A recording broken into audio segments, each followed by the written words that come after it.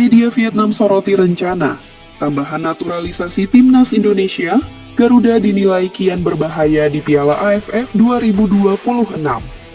Timnas Indonesia kembali menjadi sorotan menjelang bergulirnya Piala AFF 2026. Kali ini, perhatian datang dari media Vietnam yang menilai skuad Garuda berpotensi semakin kuat dengan hadirnya dua pemain naturalisasi baru. Kabar tersebut membuat Indonesia disebut sebagai salah satu ancaman terbesar dalam persaingan memperebutkan gelar juara Asia Tenggara. Informasi mengenai tambahan pemain naturalisasi itu disampaikan oleh staf khusus Menteri Hukum RI, Nor Korompot. Ia mengungkapkan bahwa pemerintah bersama PSSI masih mempersiapkan proses naturalisasi gelombang berikutnya pada era kepelatihan John Herdman. Meski identitas kedua pemain tersebut belum diumumkan secara resmi, kabarnya satu pemain berasal dari Jerman dan satu lagi dari Belanda. Media Vietnam menilai langkah Indonesia tersebut akan semakin meningkatkan kualitas skuad Garuda. Sebelumnya, timnas Indonesia telah diperkuat sejumlah pemain keturunan yang tampil di berbagai kompetisi Eropa. Dengan tambahan dua pemain baru, kekuatan Indonesia diperkirakan akan semakin merata di setiap lini sehingga menjadi lawan yang sulit dihadapi pada Piala AFF 2026.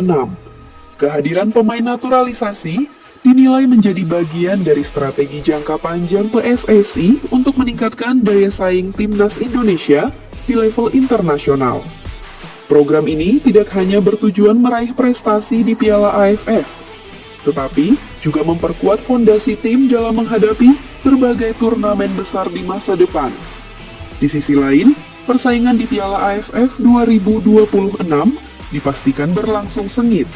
Vietnam, Thailand, Malaysia, hingga Singapura sama-sama melakukan pembenahan skuad demi meraih hasil terbaik. Karena itu, setiap tambahan pemain berkualitas dapat menjadi faktor penting dalam menentukan peluang sebuah tim meraih gelar juara.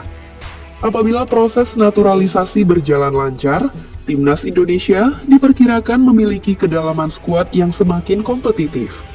Kondisi tersebut membuat optimisme publik sepak bola nasional terus meningkat, sekaligus memunculkan kewaspadaan dari negara-negara rival yang melihat Garuda sebagai salah satu kandidat kuat juara Piala AFF 2026.